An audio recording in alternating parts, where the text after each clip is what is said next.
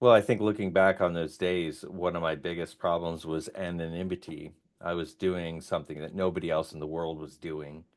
And so nobody was looking for me on Google or search engines or things like that. So I was really struggling to break through, even though I had a best-selling book at the time.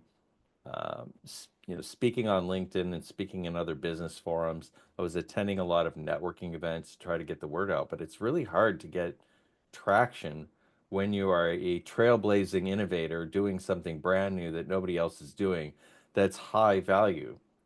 So then somehow you and I met. I can't even remember how we met. Maybe you reached out to me on LinkedIn or something, and I thought, well, that sounds interesting. Let's check this out.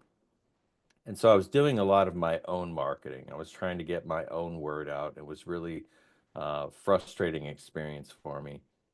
But you came through and helped me to get in front of a much larger audience, and it was fairly straightforward. We had to do a lot of prep work before I was ready to go on that, small stage, so to speak. But the prep work was really helpful. It boosted my confidence, helped me to know what to say and how to behave on a podcast. And after we got the ball rolling, I was doing I had to actually pump the brakes a little bit. You were putting me on so many so fast it was hard for me to keep up with it. That's a good problem to have. And of course, you responded to the pacing issue, and we worked that out just fine. Yep, I haven't really worked with any other marketing agencies before. It was all homebrew for me. I had a lot of people wanting me to sell or buy advertising packages and things like that. I never went down that path. I did form several strategic partnerships and referral partnerships. That was my marketing strategy, and that was working pretty well. But it was slow growth and sustainable, I think. It's still something that I'm pursuing today is strategic referral partnerships. I think that's solid, but getting out on the podcast was a real big game changer for me.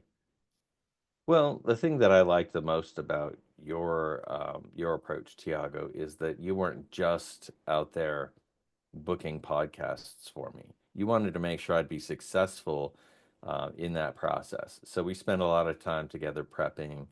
You helped me to work through my story, to build a story that was going to be compelling for the audience.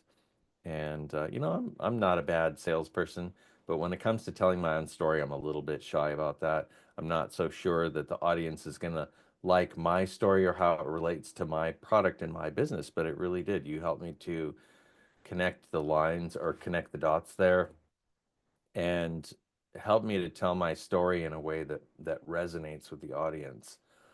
And I've received a lot of positive feedback from that. So it was a whole service, not just a partial service. And then here's the thing that's really helped me to refer you to other people, and that's the after the podcast service, the things that you do, clipping video segments and preparing that for my social media.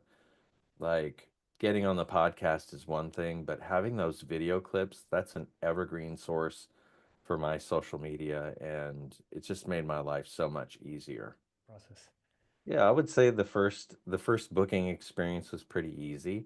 The first podcast recording was easier than it should have been, but I was still a little nervous. I wasn't quite sure what to expect because it was the first one. And I will say this though, after two or three of them, I started to deviate a little bit from the script. I started to behave a little bit more naturally, um, taking things as they came. I just got a little bit more comfortable after two or three of them. So I think that anybody that might feel a little bit nervous going on camera, just relax a little bit.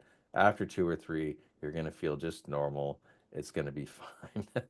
um, I think this was a very good investment. Like I've made several investments throughout my time in networking groups and in other things that just haven't paid off for me. They haven't produced business for me. This is already starting to produce business. People are calling me today or messaging me today to say that I heard you on this podcast. I really want to talk to you. So the ROI is starting to roll at this point, and I'm really pleased with all of this. I barely scratched the surface of what I'm going to do with the clips, the video clips. And I think that's going to continue to grow my business forever. But once you do a podcast, it's out there for eternity, pretty much.